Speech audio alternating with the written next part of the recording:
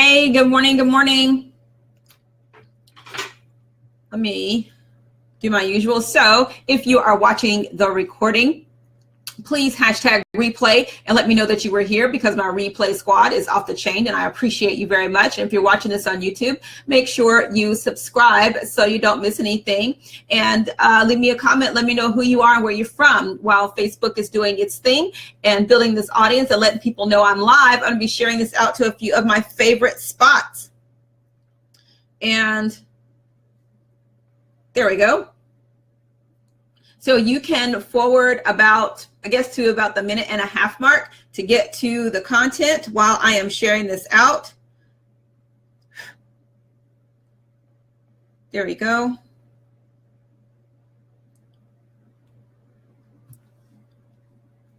Oh, maybe not. I might have to do this later. All right, there we go. Make sure I have sound. Yep, got sound. That's always awesome. All right. There we go. So as you come in, let me know who you are and where you're from so I can shout you out and say hello. And almost done. Whoops. I got to be done. I'm at the 1.5 minute mark. All right, there we go. Okay, so there we go. Awesome. So first, I want to welcome you to the show. My name is Lysandra Everett. I am the Home Biz Tax Lady, where I help home business owners win the tax game. I am here Monday through Friday, 9 o'clock-ish. And when you tune into my show, you're going to hear about tax topics that are important to home business owners. And today, I want to talk about EINs, employer ID numbers. I got a question from a member of my community asking, when do you really need an employer ID number? Okay, so let's talk about what an employee ID number really is. Good morning, good morning. Okay, so an EIN is really used as a business identifier. It doesn't, having an EIN, really, that's really all it does. Like, we have social security numbers, businesses have EINs. But as you know, as you're growing in business, the question is, when do I really need to get one? Well, it just depends. Because as a sole proprietor, you really don't need an EIN. And you might be thinking, well, why, right? Because there's really, as a sole proprietor, there is no separation of the business and the owner. Now, if you, as a sole proprietor, if you hire employees and you pay employment tax, which if you hire employees, thou shalt pay employment tax, okay? So you would need an EIN for that purpose.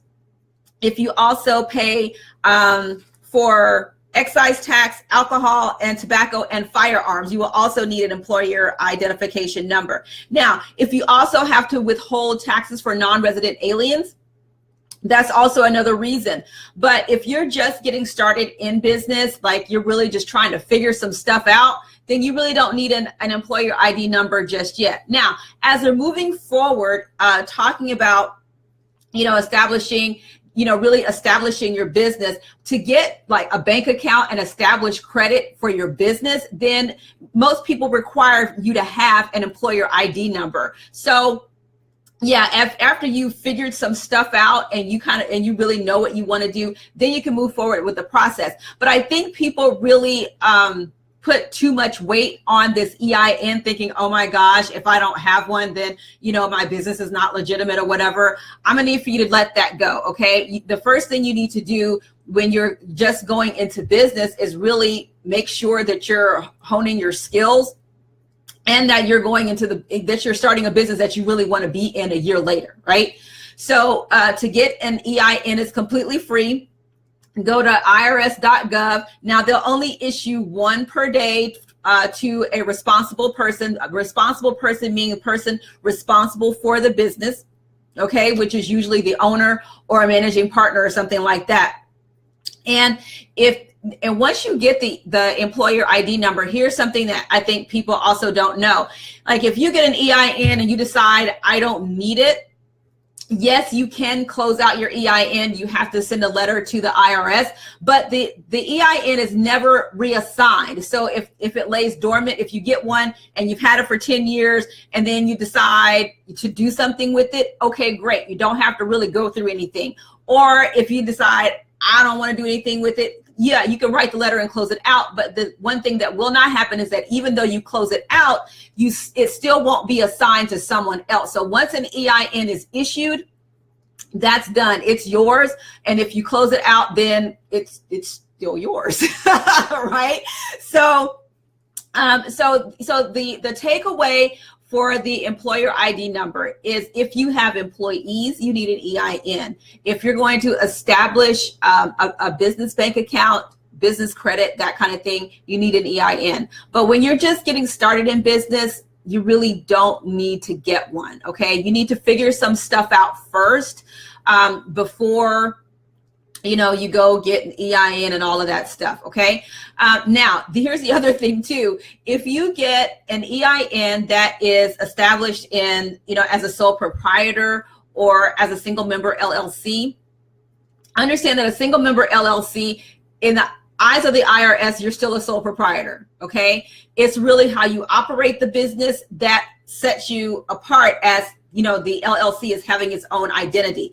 It's all in how you operate the business, meaning you'll hear a term called piercing the corporate veil. And what that means is that if you don't have separate established bank accounts and, have a business entity really operating as a business entity, as far as the IRS is concerned, you're still a sole proprietor, okay? You're still treated as a sole proprietor anyway. You still file a Schedule C if you're a single member LLC, unless you elect some type of corporate treatment. But otherwise, you're still treated as a sole proprietor. So it is important and crucial for you as, if you operate as a single member LLC, to make sure you have that complete distinction. You're not commingling funds meaning mixing your business money and your personal money all in one bank account. You're paying for business and personal stuff out of one bank account. All of that is commingling of funds, and that is, so basically what that means is somebody sues you and they see, okay, well,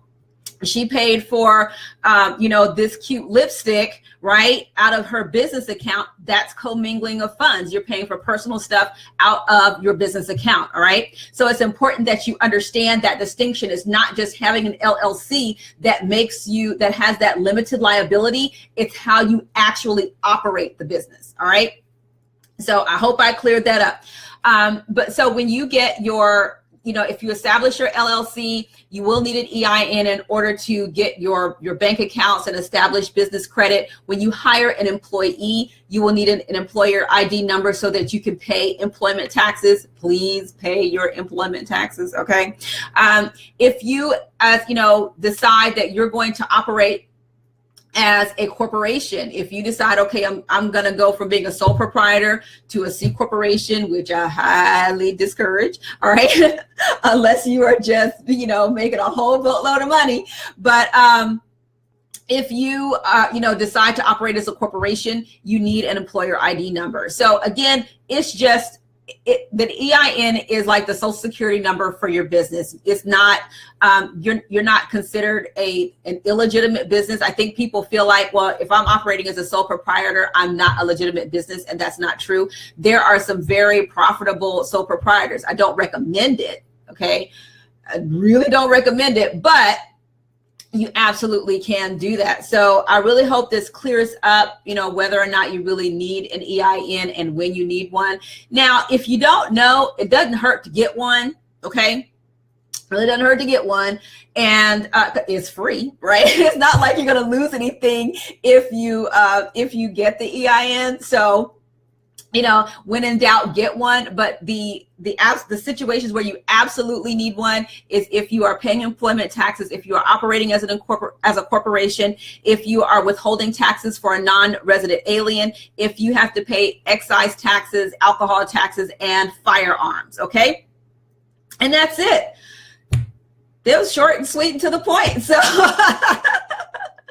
So listen, thank you guys so much for tuning in for today. If you have any questions, of course, feel free to reach out to me. I'm happy to help you out. Make sure you follow me on social media. Go find me, Home Biz Tax Lady. Make sure you like my page and subscribe to my notifications so you don't miss anything. All right. Have a great day, you guys. I'll see you later. Bye.